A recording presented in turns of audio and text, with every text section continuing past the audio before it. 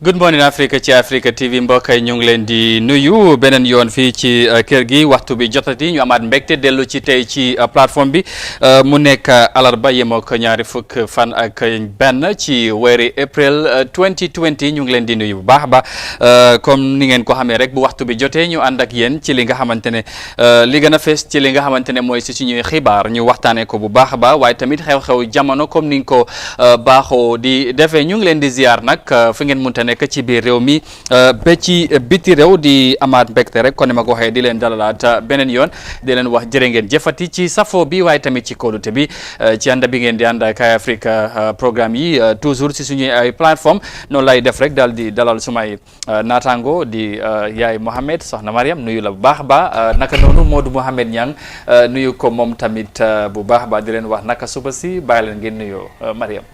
Wow, good morning Africa, good morning Amadou ak Niang.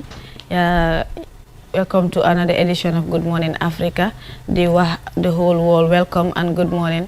Di leen ñaanal jàmm yéen yal nañ indoog jàmm. Waaw amiin waay mu nekk ñaan bu am solo su ko defee mun ñam ma baale yow tamit nga nuyoo ñi nga xamante ne ñoom ñoo di ànd ak ñun te ci suba sile di ànd ak ñun ci Good Morning Africa.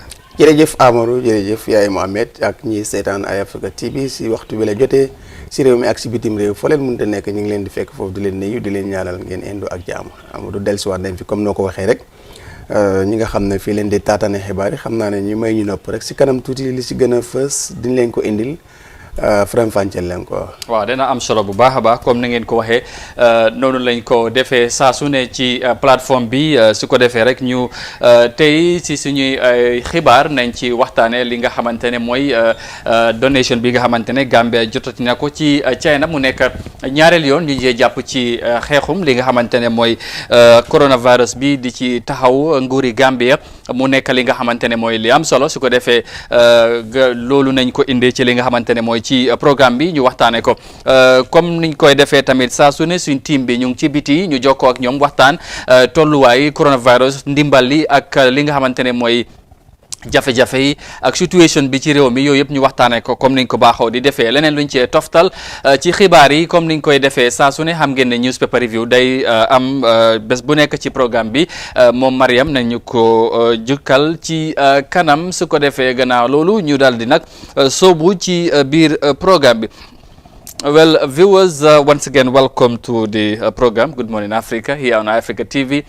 We kickstart with, of course, our program with matters of coronavirus and support and all that because China have yet again sent another support to the Gambia. Now, Gambia has joined list of African countries to have received second consignment of medical material from China as part of support in the fight against COVID-19.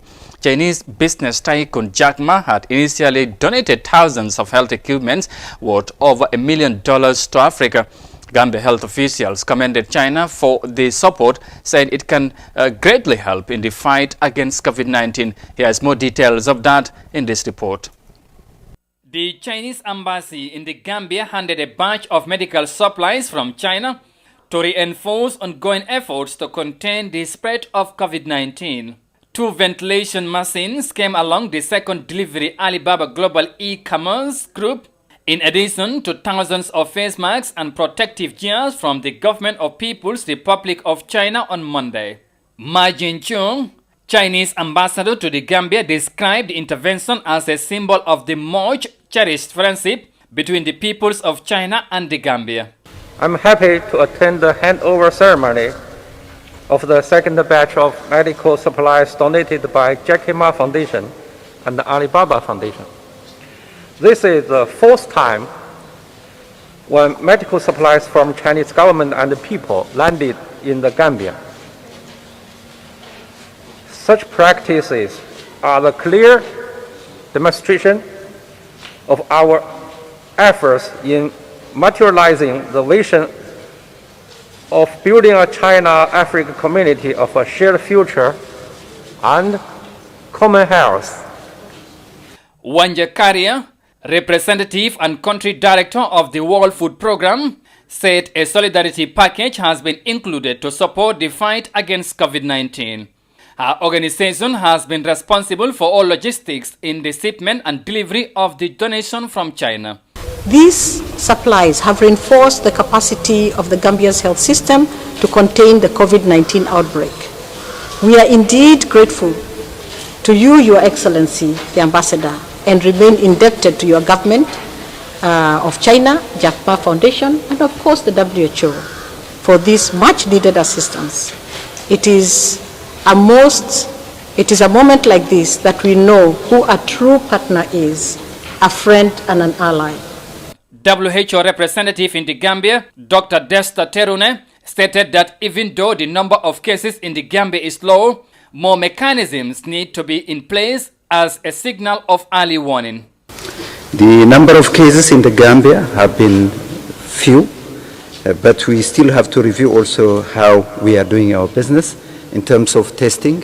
What we see is that the number of people that we are testing may not be to the number that we require to test. This is something that we are reviewing together with the other partners. The Ministry of Health is reviewing this, and very soon we may be making some adjustment also to make sure that we are really safe enough to move forward with the situation. But from the forecasts what we have some projections that show that in a few months' time we might be having quite a number of cases. So for that we have to prepare, and these are the most important things to do.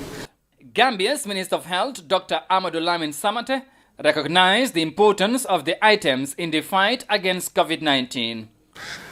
These go to strengthen our resolve, to strengthen our commitment, to strengthen our collective strategies to respond to the COVID-19 pandemic, and also to contain the disease in this country.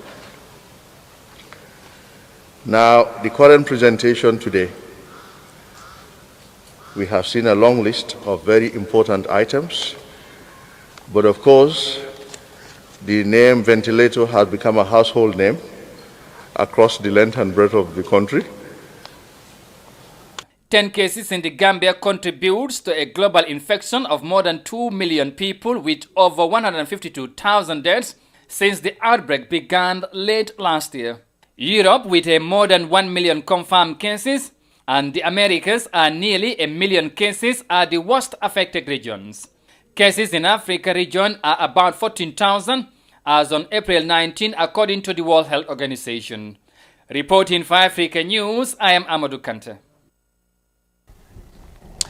acca mu ngi noonu comme ni ngeen ko déggee ci xibaar bi junjoon nañ ko ci ndorte bi ne China dañ daal di taxaw ci ndimbal ak li matériels yu bari ci Gambia waaye tamit ci Afrika ci réew yu bari defoon nañ ko ki nga xamante ne mooy Jack Ma mu nekk businessman borom alal la yónnoon bagage yu bari li nga xamante ne mooy luy jàppale réew yi la ci xeexum lii di coronavirus ñu defati ko taay yëpp nag coow li bari ci China gis-gis yàlla wutee ci yëf yi ñu war xam ngeen ne ñu ngi doon wax ne ñu ngi xoxotal doomi réew yi foofu ci biir China waaye tamit ci beneen boor bi tey ñu gis ne ñu ngi dimbale tamit Afrika Gambia bokk ci mu nekk nag ndimbalu am solo lu ci niñ ko waxee ci loolu ak tolluwaay coronavirus kees yaa ngay yokku gradually seen jàngat gis-gis ci yëf yi moon ñang ndimbal li jàpp naa ne am na solo donte ne sax wax li coow li bari na am na solo bu baax parce que ñëw na tam si time am comme coow li moom mënul du ñàkk parce que xam nga rek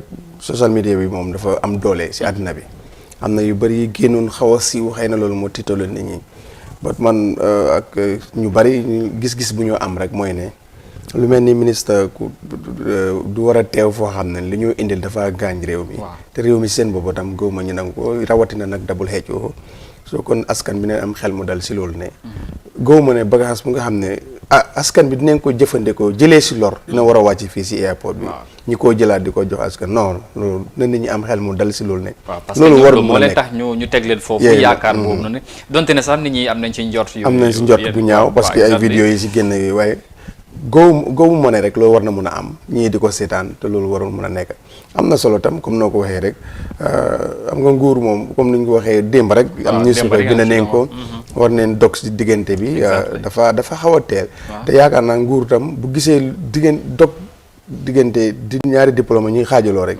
loolu lu rëy lam dee nekk yaakaar naa moo tax ma nga yow ne àggaguñ si dat leebul waaw process la te àggaguñ foofu te goo mën a dinañ fa àgga bu ko suñ fa doon àgga léegi di si ñëw am kon yi si bëri si nit ñi ñoo ko dee waxantoo waaye duy am te am naa yaakaar ne nguur gi xam nañ li ñoo def te dinañ si bàyyi seen xel bu baax a baax. all right mu ngi noonu Mariam comme ni nga ko gisee waaye WHO representative bi mu ngi wax ne projection bi mooy lu ñu yaakaar ne weer yi ñëw kees yi dana bëri te loolu nag ñu jàpp ne ndimbal yu mel nii réew yu mel nii comme Gambia dañ ko soxla pour mun a jàmmaarloo ak li nga xamante ne mooy jàngoro bile di coronavirus lan mooy sa jàngat ci ndimbal li ak coow li ak yooyu lan na ko gisee. waaw Amadou lii it's a good initiative daal man depuis from the start. xam nga Gambian bi dafa neexut a satisfy tamit te China tamit xam nga foofu la feebar bi jógee so du yomba pour ñu convince nit yi ne this is safe waaw especially America maa ngi gis comme the comments they are making about this so comme China dafa demoon ma time bi nga xam ne they run out of the stocks so suñu waree jóg rek ñëw ne dañoo def li jox li Africa so ñu bari dañu am xel ñaar ne mun naa am sa lii la seen gars yi doon use nga jël ko indiwaat ko waaw so comme lu nga xam ne foogu ma ne daal masque yi nga xam ne use nañ ko ba pare soo ko gisee sa yaakaar naa ne yow nit bi sa dinga ko xam because dafa xam aw xam comme moon ñaan nu ko waxee kilifa yi ñu ngi saytu te bàyyi xel jàpp ne Ministry of Health moom yaakaaruma ne comme dinañ def lii ba nga xam ne dinañ bàyyi because suñ waree def lu noonu sax coronavirus cases yi ñooy yokk su ko defee Gambie yëpp ay raaf te yaakaaruma ne ñoom bugga nañ loolu nekkut si ñoom seen favor so nit ñi dama leen di ñaaxare pour gars yi am understanding daal waaw xeli dal te ñu wàññi itam social media advices yu gars yi nekk di dégga alors mu ngi noonu su ko defee jàngat bi mu ngi noonu lu des ñu bàyyi leen ko ndimbal bi yegg si na ci réew mi ñu am yaakaar bi taxawaay bi dinañ am solo dimbale réewi Gambia ci li nga xamante ne mooy ci xeexum lii di coronavirus gannaaw loolu nu wéy jokkoo ak suñ team bi ñu ngi ci biti waxoon nañ leen ko tey fan lañ ne léegi ñu xamee ko ci ñoom well of course we will move on to our next item and of course like we always do on this program our team is outside, so we should be getting to them to know where, of course, their whereabouts, and of course we then, of course, discuss on the situation and, of course, matters concerning about the coronavirus, the supports, and all that. And of course, I believe today, in fact, they are at the Chamber of Commerce, that's the GCI, the Gambia Chamber of Commerce and Industry, and who had been so engaged on fundraising and all that. If we are ready, we should be linking to them now. All right, we good to go. Now, a few weeks after the Gambia Chamber of Commerce and Industry completed a telethon meant to support national efforts to fight COVID-19, the GCCI is holding press conference to inform the public as to the contribution of the private sector founded shortly after independence. The Chamber of Commerce facilitates business development and trade promotions to advance the interests of the Gambian businesses. Some of its income has been used to bridge different gaps in the fight against COVID-19. Our colleague Ibrahima is currently at the GCI headquarters in Bejilo for updates from the press conference. Well, once again, thank you very much, Ibrahima, for of course, for having you on the line. Now, what's the significance of today's press conference or press meeting by the Chamber of Commerce? Thank you, Amadou. Today's press conference is coming barely 24 hours after the Gambia Chamber of Commerce confirmed arrival to its initial target of $20 million through a telethon that it held for the sake of COVID-19. And this was during the handing over of check worth of $2 million from the TAF construction company in the Gambia to the GCCI, to renovate one of the treatment centers within the Greater Banjul area. So the press conference is going to highlight likely on the role of the GCCI on this trying moment in the country. We know the Chamber of Commerce is responsible for business promotion and then defending the rights of businesses in the Gambia. Gambia, both nationally and internationally. That is the role. So as a result of this trying time, the Chamber of Commerce wasted no time to ask the private sector now to plow back some of its income to help out the country, when 10 cases of the COVID-19 are being counted in the Gambia, at least 7 active cases right now undergoing treatment. All right. Now, how much do we know of the areas of support by the GCCI on the fight against coronavirus? From what the GCCI has collected so far from its partners and then members within the country and outside, the GCCI, has also dispensed some of it. A few weeks ago, we were at the National Sanatorium, the sanatorium where, the treatment, where is the main treatment center for the COVID-19. So this institution, refurbished the place to make it more prepared for hosting of cases, and the treatment facilities are being updated thanks to the GCCI, fundraising campaign. Away from that, also, the Gambia Prison Service were provided with a minibus that will help the staff of the prison department to be going and coming with respect to the social distancing. That was done in collaboration with the UNDP through the GCCI. The GCCI has a lot more, because after confirming that, the target is being reached, that is $20 million, which they call for the business industries to come on their side. So now it is now the turn of the Chamber of Commerce to continue spending this on priority areas. We know that the government keep calling on the private sector to come in, and then the GCCI is taking its role now to facilitate and coordinate all donation that should go in the drive towards the fight of COVID-19 in the Gambia. All right. Now, talking about today's meeting with the press, who among the GCCI management would we have for further insight of today's press conference? Yeah, just a bit on the press conference, we also were reliably informed that the GCCI is also preparing an isolation ground which will be hosting temporary structures that could take up to or accommodate up to hundreds or thousands of people should the need arise. So we know this is also coming at a time when the government of the Gambia is spending so much on accommodation in hotels. So the GCCI is bringing alternative measures to have temporal quarantine centers, isolation centers built in the platform of the GCCI. So for this, might likely to constitute, greater discussion of today's press conference. But before that, we are lucky to have, the CEO, Chief Executive Officer of the GCCI, who is Aliu Seka, to help in the digestion of these information. Seka, welcome. Thank you.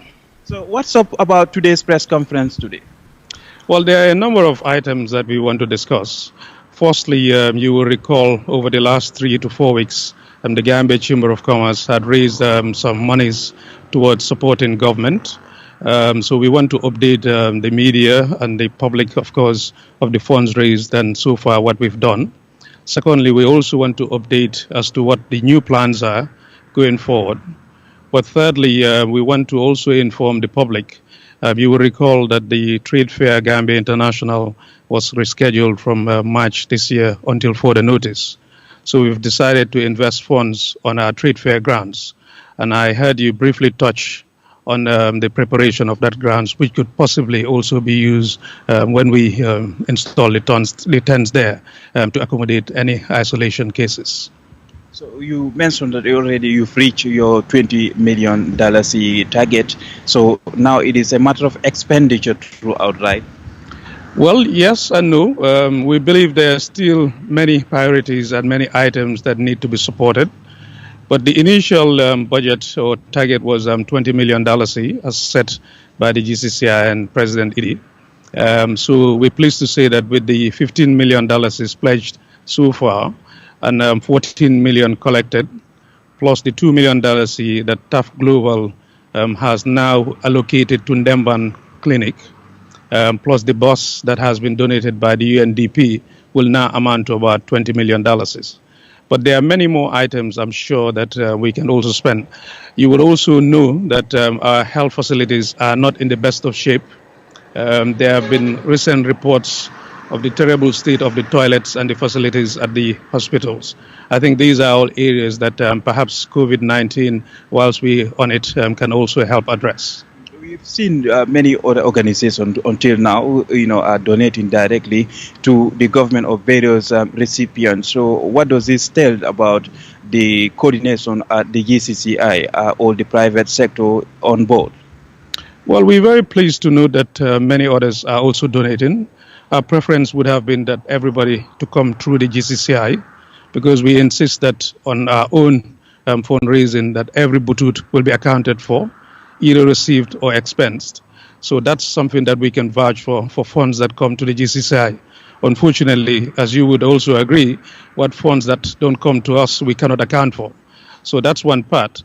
But the other part is that since the Gambia Chamber of Commerce represents all businesses, it would have been ideal also for these businesses to come through the chamber so that we can have a holistic presentation.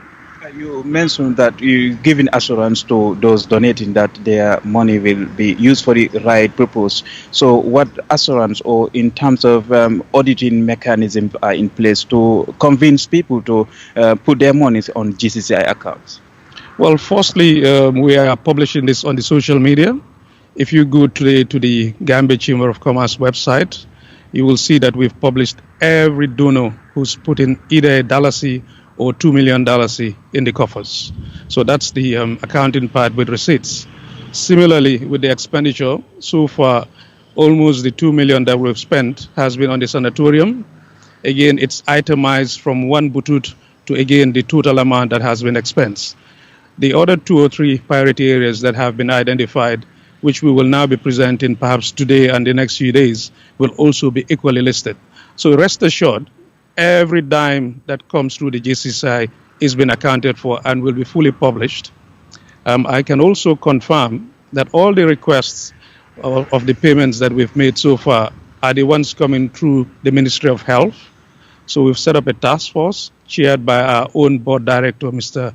Bajara Jabi, who's doing a fantastic job, ensuring that we get the most competitive prices, negotiating with suppliers and service providers directly, and as well as the GCCI only now. That's the only time I can guarantee you that I pay when I get an instruction from this committee, paid directly to the supplier. So we are totally at ease that the GCCI will live up to its expectation. We are representatives of the private sector. We lead by example. How are businesses also faring right now? We know that there is a lockdown, and businesses, people are complaining. But what is the role of GCCI, or what is your assessment about the level of the situation we are in? It's a very difficult situation. We are presently conducting an economic and social impact assessment. We are already aware of the very dire situation. If you look around and you see almost all the businesses shut down, that clearly indicates that there is no income coming in, or those few that are opening are operating at some minimum level. We are also aware that staff have to be paid. Salaries cannot just be stopped from one day to the other. There's also the livelihood aspect for those that live on a day-to-day basis on income and businesses that they do. The fact is, the Gambian economy is predominantly dominated by the micro, small, and medium enterprises that actually earn their living on a day-to-day basis. So these are very hardly hit at the moment. But then also there's the issue of how we can just ensure that going forward after COVID-19, these businesses can still stay and actually continue employment and contribute to national development. So what we've done is we've approached the Ministry of Finance and talking also to the Ministry of Trade to see how they can directly, perhaps, should we say, support these businesses. Firstly, is to see if they can get the central bank to guarantee and provide access to foreign exchange so that creditors can be guaranteed payment or can be paid already so that their credit worthiness is not affected.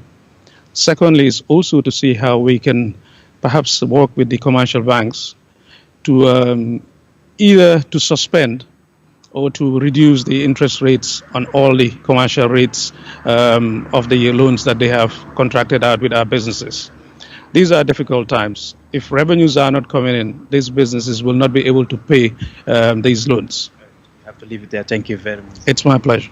Yeah, so Amadou, that is clearly the situation right now. We know even the Minister of Finance and Economic Affairs in the Gambia promised that some, relief mechanisms are on the pipeline from the government. But the call continues to be the same. Either of the methods are not yet applied. No relief is coming from the government. But the GCCI also amplifies the call for government and everyone to understand the situation of business community right now. Those at home are not able to do anything for now. How will they continue to survive? How will these businesses keep moving on in this hard time of lockdown? Yeah, a good one there. And of course, thank you very much. We hope to get more details and of course information from the press conference later on. But for now, thank you very much for your time again, Ibrahim Press Bar. You're welcome. Thank you. He's our senior editor and correspondent, speaking live from the GCCI headquarters in Bijolo. Interesting. Now, dégg ngeen ko ñu wax nañ ci lu bari ci li nga xamante ne mooy ci taxawaay GCCI private sector bi waaye tey ñu ngi oote taskati xibaar yi pour ñu leeral li nga xamante ne mooy xaalis bu ñu raise ci xeexum coronavirus bi lan lañ ci defagum xaalis bi ñaata la ak lan moo nekk seen next move. parce que tamit dañ bëgg a mu leer transparency yu ñoo waa saa su ne day am solo bu leen ni askan gi wooloo jox leen xaalis pour ñu dugal ko ci li nga xamante ne moo ci xeex bi pour ñu leeral ko te ci media bi lañ ko mën a jaarale dégg nga luñ ci wax lan nga mooy sa gis-gis ci lim wax mun ñang ak tamit wax na laal na tamit ci business bi mu ne yëf yi métti na jamono ji waaye force ci affaire yi xaalis bi ak seen taxawaay bi jamono ji. am na solo bu baax ñu ngi doon xaar li xam nga soo bàyyi xel ay fan si gannaaw ñu ngi doon call private sector bi tam ñoom itam ñi ñëw te gis neen démb tam lu xewoon si gars yi tafi buñ gisaatee bii tam tey nekk na ndimbal yi am solo te lii la ñu xaar te ñu bari ñu mel ñi ñu ngi si réew bi am naa yaakaar na léegi tey ñu door ti ñëw ñoom ñëpp ñu ñëw jàpp si loolu bu gos lii nguur bi rek mënut ko il faut ñu xam il faut foog mu loolu mu leer nguur bi rek mënut ko li si gën a am solo mooy bu ko soo téyee yëfi jàmbur itam war nga leen a wax fii leen ko def nii la nag am nii la yem nii leen ko bëgg a doxalee nii leen ko def loolu dina tax tam ki la jox xelam daal ba ëllëg soo demee du am benn jafe-jafe te all the time noonu la mbir yi war a demee lépp ñëpp dafa war a leer ñëpp tam xam fu muy dugg so daf si di am solo am na solo te xam naa ne nañ ci am yaakaar ne ci press com bi nañ ci gën a indi yaatal ak leeral ci lim wax ak leneen Mariam comme ni nga ko déggee lan mooy si sa jàngat ci nuñ taxawee ñoom GCCI. waaw Amadou comme GCCI they have a reputation of accountability. Comme especially if you are full of GCCI, then they have come how they do things and what they do things because they always publish everything. Wow. So come Limom, it's a bold step because guys jël nañ these funds ñu ngi start di ko dugal in good use ñu ngi defar ndembaan clinique bi tel bu dégg naa si interview am nga wax ne comme di hospitals of the Gambia toilet because toilet Gambia hospitals yi moom dafa overla garaaw so suñu waree jël li ñu ne ñu ngi def loolu noonu si hospitals yi it's a good move daal it's a start against the COVID-19. all right day am solo ci ni nga ko waxee ci ñu leeral taxawaay bi ak loolu bu baax a baax comme ni nga ko déggee wax na tamit ci wàllum business bi nee na yëf yi fu mu nekk ni métti na waaye ñu ngi cee waxtaan ak Ministry of Finance ak Ministry of Trade pour ñu am nañu taxawee bu booba ci li nga xamante ne mooy ci taxawaay bi li aju ci situation coronavirus bi ci business bi gannaaw loolu ñu wéy quickly rek ñu dem ci biti réew dem ci Congo seet tamit tolluwaay coronavirus bi ak mbiram foofu. Now we'll move to our next story because health authorities in DR Congo are resolute in the fight against COVID-19 and the Ebola virus, but lack of funding is impeding their efforts. Government say it has plans for mass sensitization on preventive measures to stem the spread of the virus. World Bank and the U.S. government has provided over $50 million to fight the COVID-19, which have reached war-torn areas in the country. Let's have more of that in this report. The east of the DRC has been rocked by conflict for over 2 decades. Authorities there are now fighting a war against highly infectious diseases. Ebola and COVID-19 cases have been reported in North and South Kivu provinces. But the government is optimistic it will win the battle with the expertise gained in dealing with Ebola. À la crise Covid, il faut communiquer. We will be able to contain COVID-19 and Ebola by engaging the communities in the affected areas with clear messages about what they should do. Once they understand and follow the guidelines, the risk of spreading the diseases will be reduced.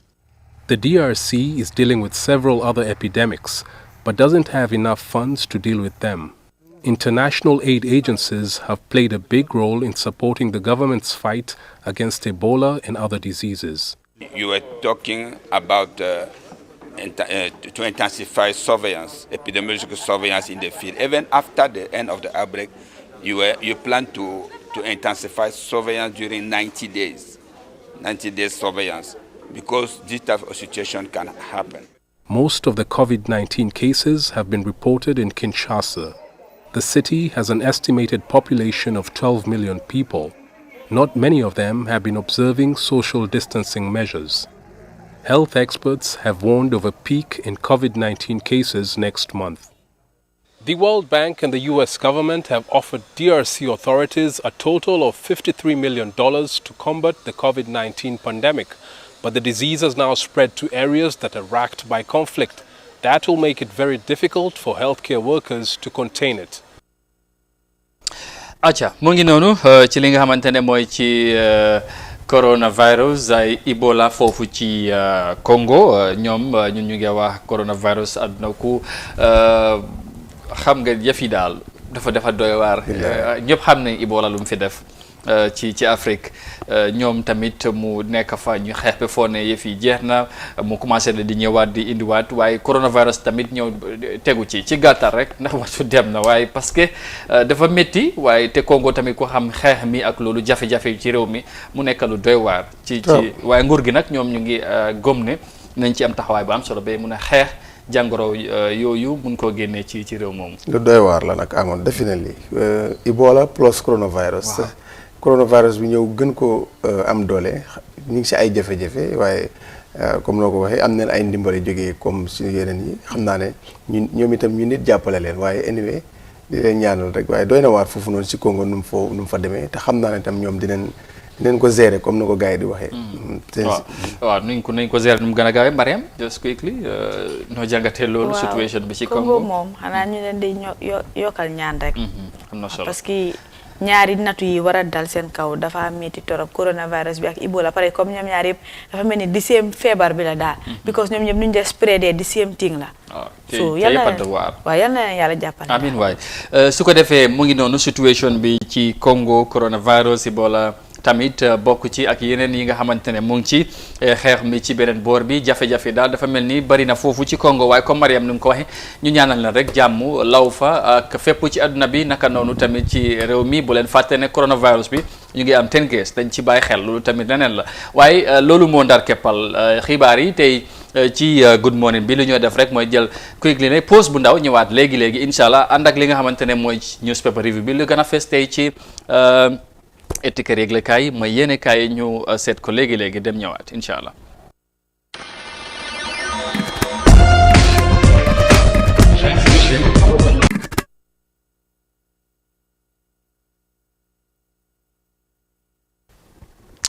all right welcome back ñu dellu ci programme bi comme niñ ko waxee ñu dal di rek wax ne ñu ñëw seet li gën a fes tey ci étiquette yéene kaay Mariam moo ñu koy jukkil tey ban ak ban la ñu am ak bu ñoo dooree ak lan la ñu amal tey. waaw Amadou am nañ si newspaper si am nañ Foreya am nañ Standard am nañ Point newspaper su ko defee xam naa dañoo start a Foreya rek ñu wax askan bi jukkil leen seen headline si waaw UK to repatriate its nationals stranded in the Gambia on Friday.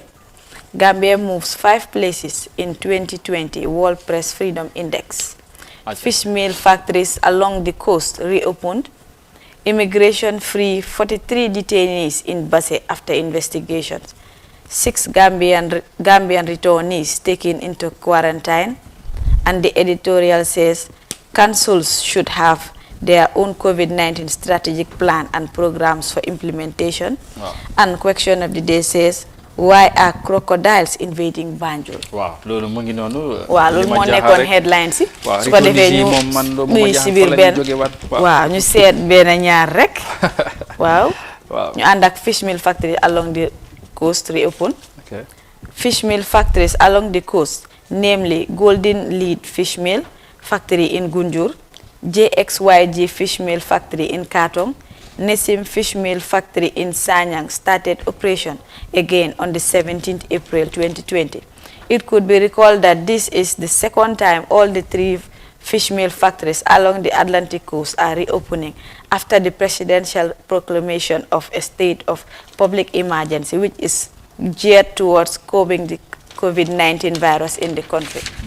Wow, lii fish meal factory si la moo nekk li fi nii de produce defar jën yi fish meal factory si yu Chinese yi ñu ne bii mooy ñetteelu yoon ñu ngi ibi te after bu président bi defee proclamation of the state of public emergency pour ñu tëj waaye bii mooy ñetteelu yoon bi ñu ngi ibi.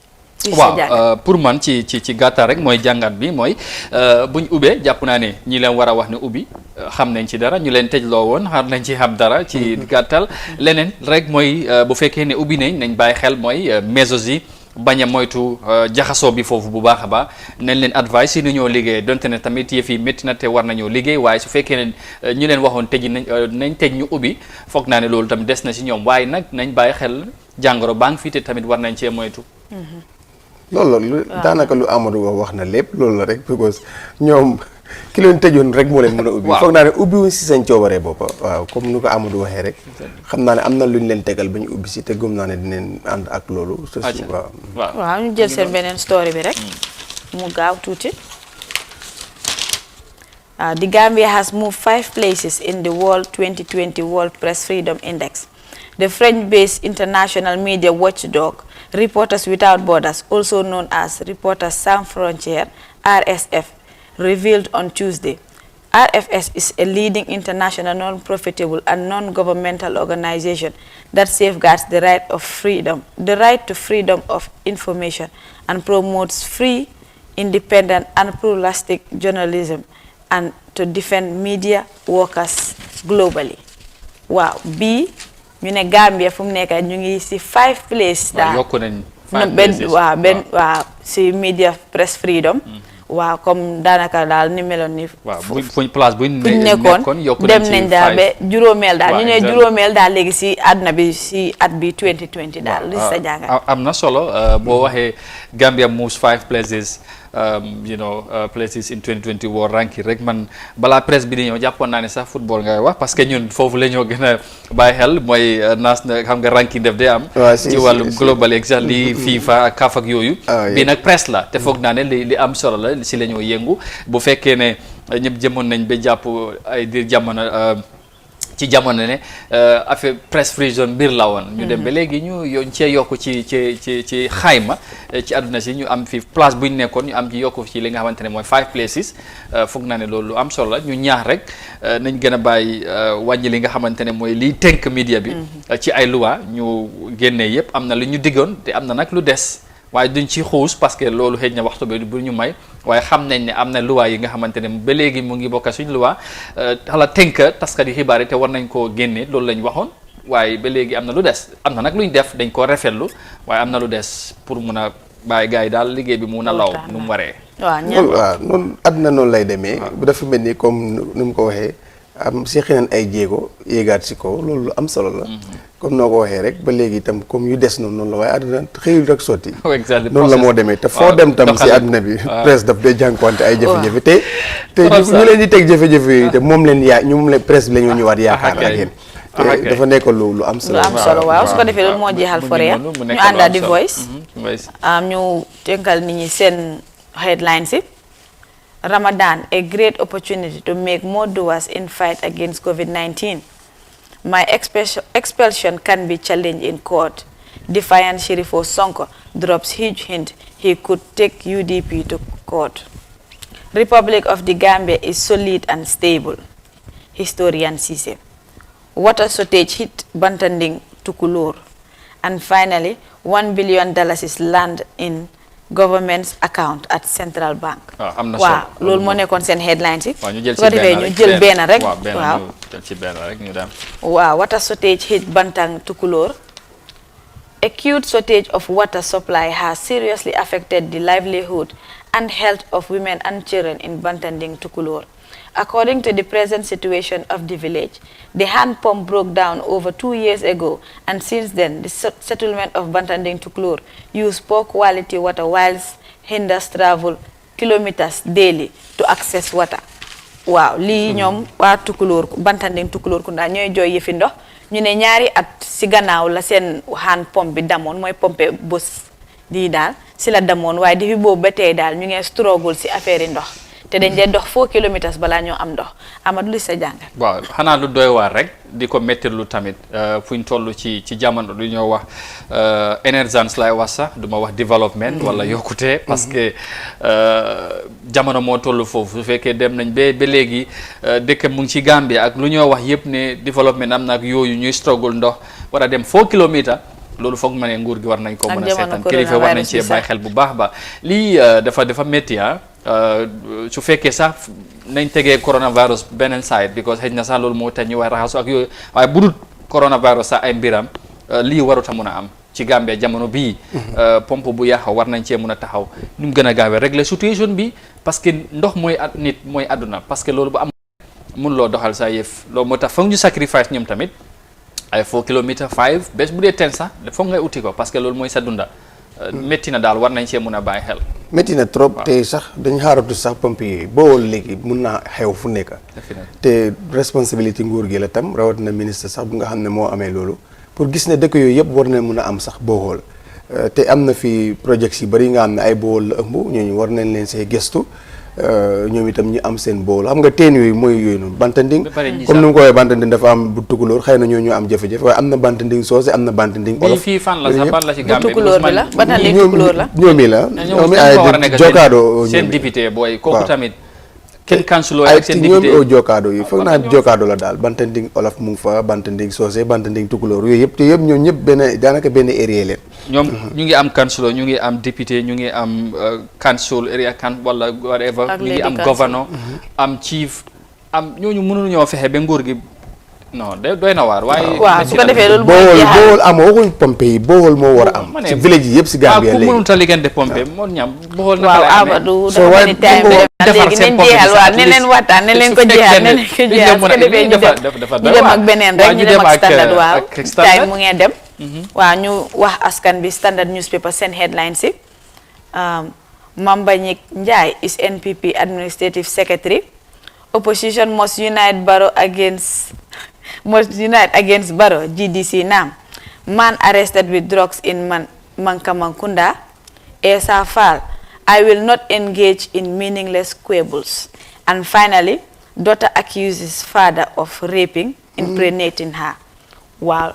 Loolu moo nekkoon guys seen headlines yi su ko defee ñu seet benn waaw ñu ànd ak daughter accuse father of raping impregnating her ñu bàyyi ko non aja indi ko xam naa boobu moo ne na ko ne a girl 15 has accused her father of raping her several times leading to her pregnancy. The girl who walked into the office of the Standard yesterday along with her mother is already 9 months pregnant. I was living with my father together with my 3 siblings. He would always come to my room, force himself on me, and threaten that if I ever tell anyone, he will kill me, dismember me, and put me in a bag and bury me. Wow. It would always happen at night when everyone else is sleeping. He would come into my room and ask one of my siblings, whom I shared the bed with, to go into another room. Once we are alone, he would force himself on me. She told the Standard. Wow. Mune yeah, mom ak papa am ñoo dëkkoon ak ñetti brothers ak sisters daal wa siblings. Waaw ñu bokkal. Waaw ñu bokkal ndey ak baay daal. So ki nga xam ne kooku la bokkaloon room mu ne papa am daf dee bàyyi ba guddi ñëpp suñu tëddee mu ñëw ki nga xam ne kooku la bokkaloon néeg bi mu ne ko demal nga dem tëdda si beneen su tëddee si beneen daf ko dee sàkku by force. Mu ne noonu la def daal. ñu delloo ko correction bi waaw moom la loolu la ci dara waaw pour man tamit lii speechless. kawteef foog naa ne foo ko natt rek weesu na fa. pour man sax bàyyi ji moom du bàyyi. ci beneen gis-gis parce que li mu wax bu dee loolu moo am moom it's just horrible. It's just disheartening and it's just why it is, definitely. Mu ngi noonu daal doy na waar te foog naa ne xanaa moo ci yow nga am loo ci wax rek. man moom lii dafa ëpp sama gémmiñ kawteef waaw kawteef la sax de. dafa ëpp dégg sax dafa ëpp dégg.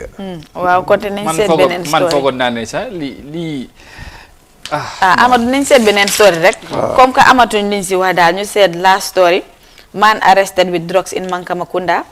Abdoulaye Balde, a 30-year-old man in Mankamakunda, was yesterday arrested with 2 bundles of cannabis. Drug Law Enforcement Agency, PRO Usman Seidi Ba, confirmed to Standard newspaper. He said Balde, a farmer, was arrested yesterday morning at Mankamakunda narcotic offices. Yes. Wow. Dëkk président bi daal. waaw yaakaar naa ne su ko waroon a def sa waroon naa def feneen because dëkk président fa naa dina war a am enough security personnel yu faa nekk ba nga xam ne dis drogue du si am daal moo tax ñu def ko nii daal.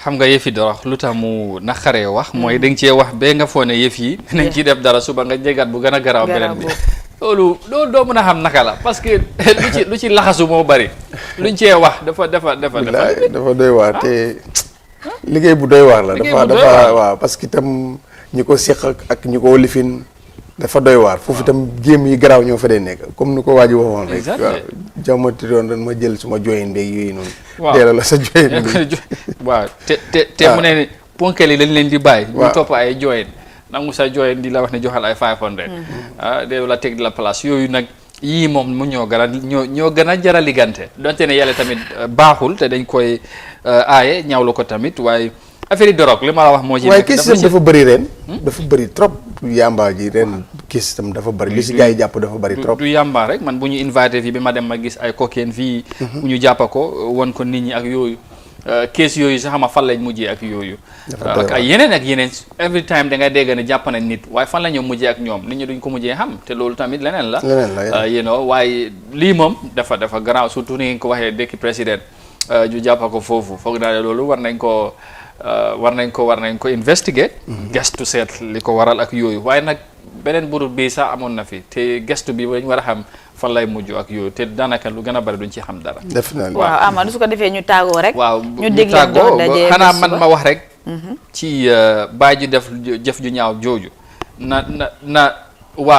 na luwaat def liggéeyam tamit loolu dama ko fii léegi nii comme génn na xam naa ne detail si bari mu ci biir story bi wane nañ ne arrest nañ ko sax su ko defee nañ arrest amut lifin nañ jéem a dafa yéex sa amoro waru noonu dem ba am ay 9 months yooyu ne of lifin waaw xam nga xale tamit dafa neexuta lifin dañ la dee su la especially mag su la traité ne rek da nga dee doo dee xanaa yaayam déedéet dëkkute yaay bi ak papa bi gars yi dañ divorce soo moom bu ñu divorcé dafa bàyyi doomi si papa bi mu dem aca mu ngi noonu nañ ci bàyyi xel bu nekk lu garaaw nañ tàggatoo daal dig leen dox daje ba suba jàmm inshallah tey la Wednesday third day of the week maanaam middle of the week waaw léegi xanaa dañu bëgg a yokkal time ñu nekk déedéet jarul yokka time nañ tàggoo rek doon nañ tàggatoo bi kay ñu ñaanal nit ñi jàmm ñaanal askan bi jàmm ñaanal àdduna bi yëpp jàmm léegi yeneen ko disturb de waaw di ñaan yàlla daal daaxa fi coronavirus daal war naa gaaw dem parce que lu bëri dafa war a am lu nga xam ne daal coronavirus ci gan bi loo ci wax am na ku tudda si newspaper yi fii de mu ngi yegg si de te xam naa ne coronavirus ay biiram waaye foog ñu jàpp ci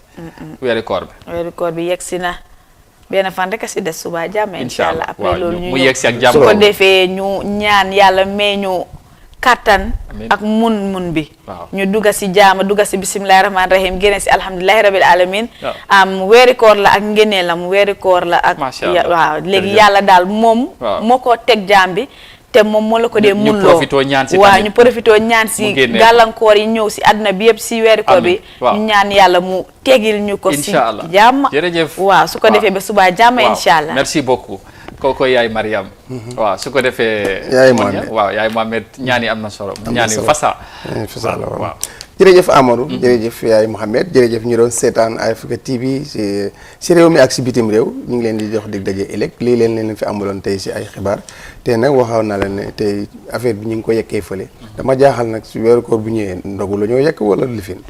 man daal mu xam nga fan la ñoo bëggoo si weeru koor bi ñëwee duñ mën a yekk ndéew te tey cuuraay gerte bi ñu ngi ko yekkee si GCC ay ndogu dana am ak ñoom xedd ak gaay ak ay ñoom seen si biir weeru koor li ñoo indil gaay ndogu waaw sukur gi nag moo war a jiitu sukur weeru koor bi ak yooyu loolu yëpp xam naa ne ci la bokk waaye jàpp leen ne daal weeri koor bi yegg si na yàlla ñu fekk ak jàmm ñu mun ko or ci jàmm lépp luñ ci ñaan rek yàlla nangul ñu ko daanaka Mariam wax na ko yegg si na xam naa ay gannaaw suba ak yooyu wala lu ci mun a rek bu yegg see ñu teeru ko ak jàmm incha allah jërë ngeen jëf mbokk yi ci ànd bi ngeen di ànd ak ñun saa su ne ci Good Morning Africa fii ci Africa TV fii la ñoo yemadi ak yéen incha allah gërëm team bi yëpp ñu jàpp ci liggéey bi caméraman yi waa technicien si yëpp ñu ngi leen di nuyu surtout borom sound bi moom naa ko jaajëfal affaire yi amati na solo ñeneen ñi moom garaawul wa team bi tamit ci biti ñu ngi leen di jaajëfal bu baax a baax ci liggéey bi jërë ngeen jëfati ba suba ak jàmm ñu dellu ci beneen édition